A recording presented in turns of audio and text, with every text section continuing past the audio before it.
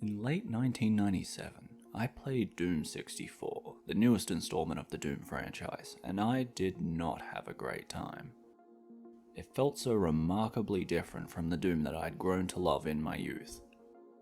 It lacked the active metal-inspired jams I adored, it lacked the frenetic, fast-paced mayhem that I'd always identified the series with, having already put countless hours into the first two games by that point. It's been over 20 years since that moment. The series has gone through vast shifts of identity and a notable cooldown in the years after Doom 64's release. From the brooding, careful pace of Doom 3 to the 2016 reboot that kickstarted a fresh interest in the brand, to 2020, where the follow-up to that reboot expands upon the gameplay and world of Doom 2016 and will potentially change the landscape of first-person shooter design forever. We aren't here to talk about Doom Eternal though. My extensive thoughts on that roller coaster might come in the future, potentially, possibly. We're here to talk about a port by Nightdive Studios that came in tow as a bonus with Eternal for everyone who pre-ordered the game. A port of that very game that my naive, trend-obsessed young mind so thoroughly rejected. To contextualize exactly what led me to that point in '97, what has led me to a fresh and dramatically different conclusion of that game in 2020, we need to take a moment and jump back to where the whole experience began.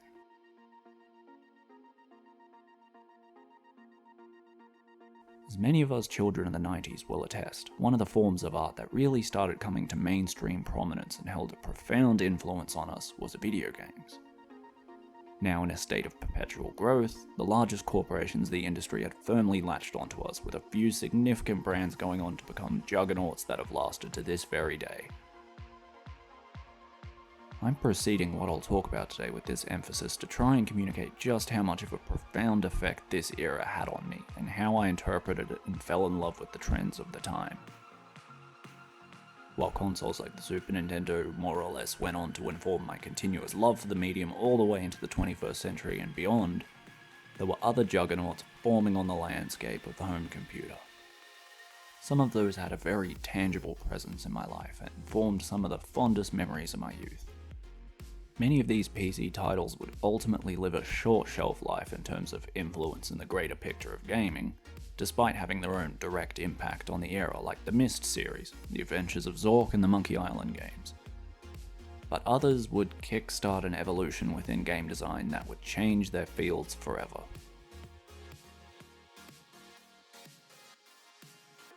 In 1993, the small team at id Software had sent shockwaves through gaming with their first-person shooter, Doom. Combining an ingenious penchant for programming and an ambitiously realized vision, obliterating Hellspawn with an at the time taboo level of visceral detail. While there aren't truly reliable numbers on the total impact in terms of sales, we can glean a few details from sources such as David Kushner's 2003 book Masters of Doom, and data left behind by the now defunct market research firm PC Data and Infotech. First, the day of Doom's release brought a previously unthought of $100,000 per day in registrations, with the shareware version containing the first third of the game bookending with details to order the full product. Second, the sequel Doom 2 Hell on Earth would also immediately sell like hotcakes, going on to become the second best-selling CD-ROM game of 1994. A year with an insane 137% growth of the installed CD-ROM market, only trailing behind the aforementioned Myst. To put it lightly, the franchise became a phenomenon of its own.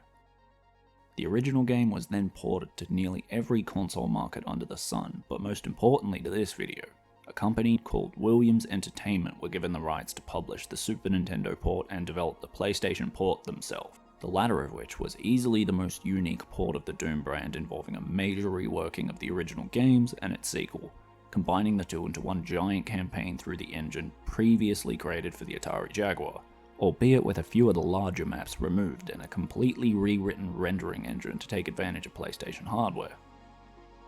Again, most importantly for this video, it would feature a completely new soundtrack defined by a strikingly unnerving ambience, composed by Aubrey Hodges, which was used in conjunction with the new rendering and map designs to instill a much stronger horror vibe from the original PC release.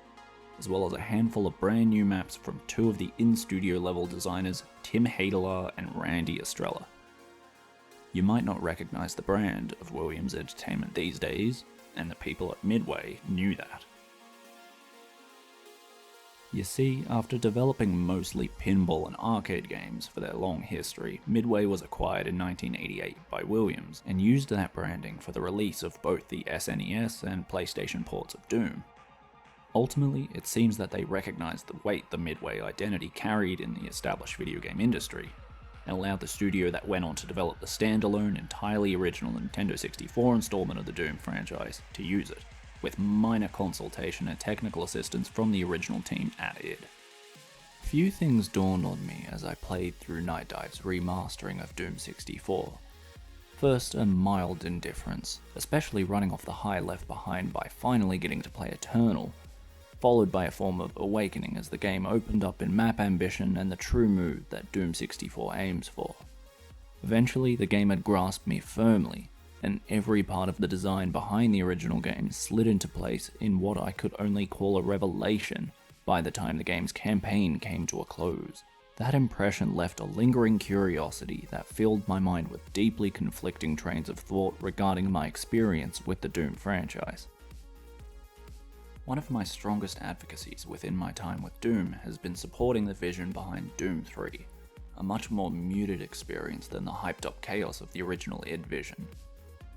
Although they had always designed their first games to have a much stronger horror slant than preceding titles like Wolfenstein 3D, to see it have such a strong focus in the balance of the design in action understandably put a lot of people off the time, which in part was responsible for the long downtime between its release and the eventual reignition of the series in 2016, even though fans eventually did come around to respecting Doom 3 for what it was, in direct contrast to the franchise norms people love so much.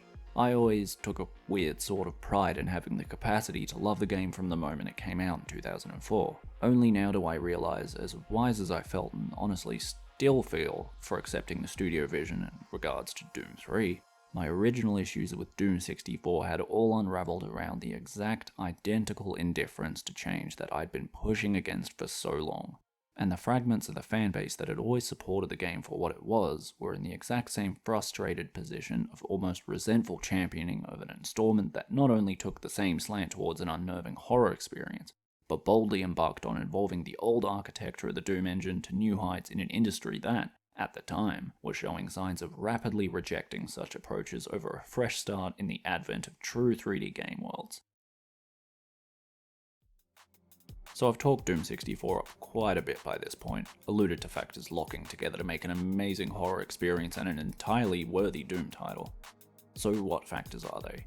What components did Midway push so hard that it now seems obvious, but back in the day it seemed to push against all of the trends that the consumer market expect from a Doom game? The first point of focus is the setting and structure of the game's plot. Yes, I know most people won't consider the narrative framing of a Doom game to be crucial to the experience. It seems that the modern iteration of id Software take much the same approach, but it's crucial to remember every part of the vision we're trying to comprehend here. We'll consider the timeline restricted to the Williams and Midway ports to be the one of focus here, as they would have done when making the game, and not whatever id game multiverse nonsense that Tom Hall and co are trying to encourage these days. To sum it up, after the events of the original games, the Phobos base on Mars is left abandoned, the terrors within knowingly contained by the radiation surrounding the destroyed base. A satellite relays a worrying message about a new demonic signature, noting that something on the base has gained the ability to resurrect demons. And here's the important part. It systematically altered decaying dead carnage back into corrupted living tissue. The mutations are devastating, an indication of something drastically changed from the experiences we've had previously. Doom 64 communicates these changes not only through gameplay, but the very design of the demons of hell. Doom 64 is not just a simple step ahead to portraying the monsters of old as new, bolstered by advanced hardware, but just that, a direct mutation. The cast of demons we know have stark visual differences, looking more grotesque and intimidating. These reimagined nightmares come courtesy of Midway's art department, but notably the game's character designer, Greg Punchatz, who had previously created models for some of Doom 1 and 2's enemies, as well as being part of the robot effect team on the original RoboCop movies. These freakish retoolings of the original enemies are greatly assisted by small tweaks within the tech architecture in Doom 64, such as close-range anti-aliasing techniques to prevent the imperfections of the in-game model showing when they get close enough to duty face-off.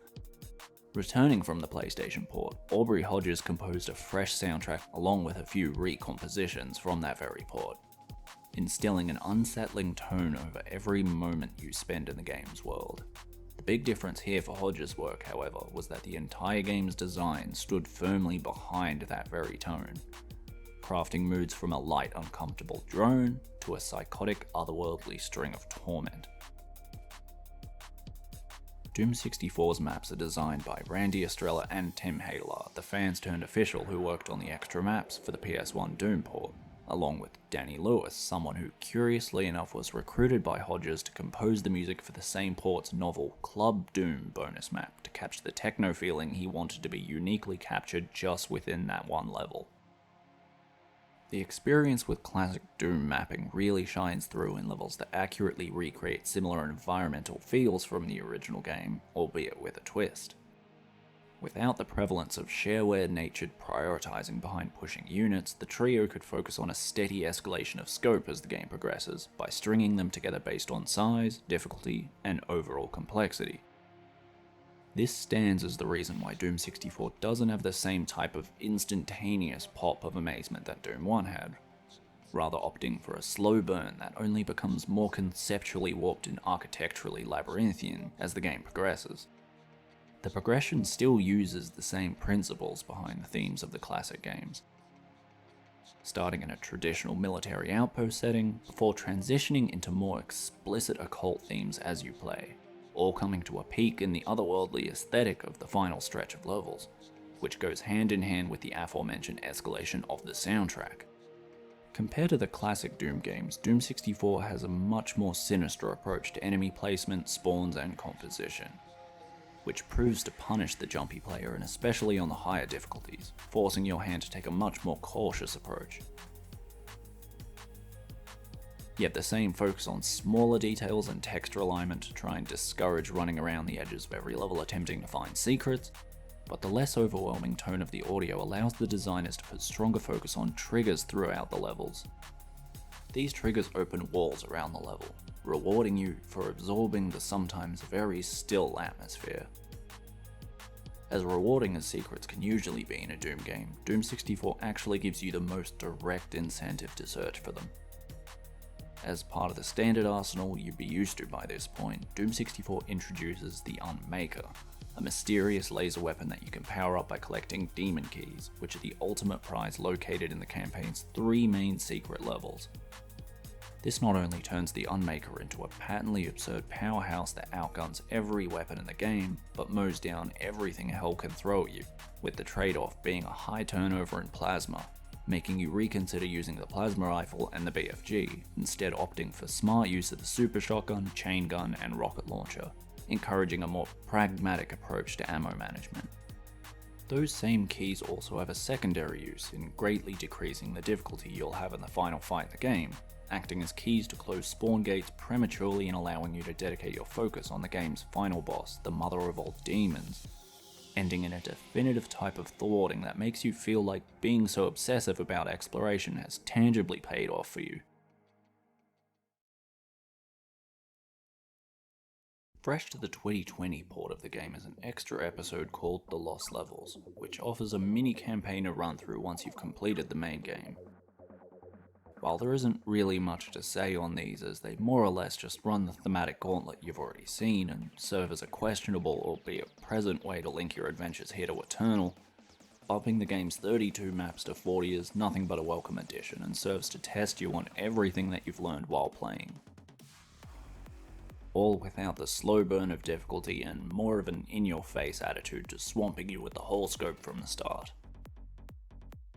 Don't expect anything new, because there really isn't anything new here, but be prepared to have your abilities and penchant for navigation scrutinized. Doom 64 did something bold in the industry environment it existed in. While you consider the summation of all factors to be key to the muted impact it had, I want to break it down to two key factors. The first is competitors of the time. Unfortunately for Doom, the environment worked against it in an industry that was constantly striving to refresh game engines and try out new approaches to architecture. Due to a delay on its initial date, Turok Dinosaur Hunter came out the same month of March 1997 that Doom 64 released, and its subsequent success combined with its ambitious approach to the FPS genre made it the prime purchase for eager consumers, even as far as standing directly in front of it in publications and media at the time.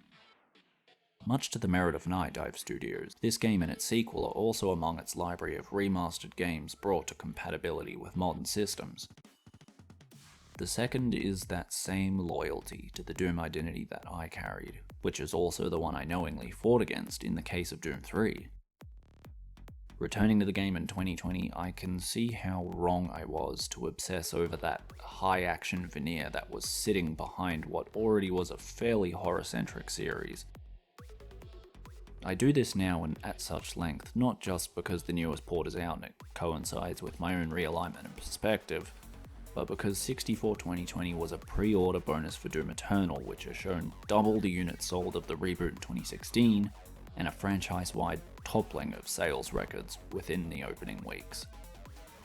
I can only imagine a large amount of those are pre-orders, which means the amount of copies of Doom 64 in player hands right now utterly dwarf the units shipped in its original appearance on the Nintendo 64. If anything, I hope the main takeaway from this video is encouragement for anyone that felt the same way back in the 90s, or are cautious about exactly what the game has to offer, that they'll pick up their copy of Nightdive's port and embrace it for its strengths as a standalone installment, rather than searching for an identical feeling that previous games brought them.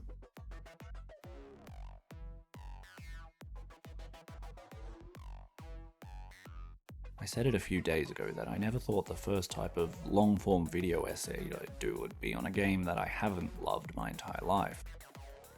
I suppose that shows the impact of realizing you'd never given a fair shake to a game that, even with its muted impact, has so many dedicated fans.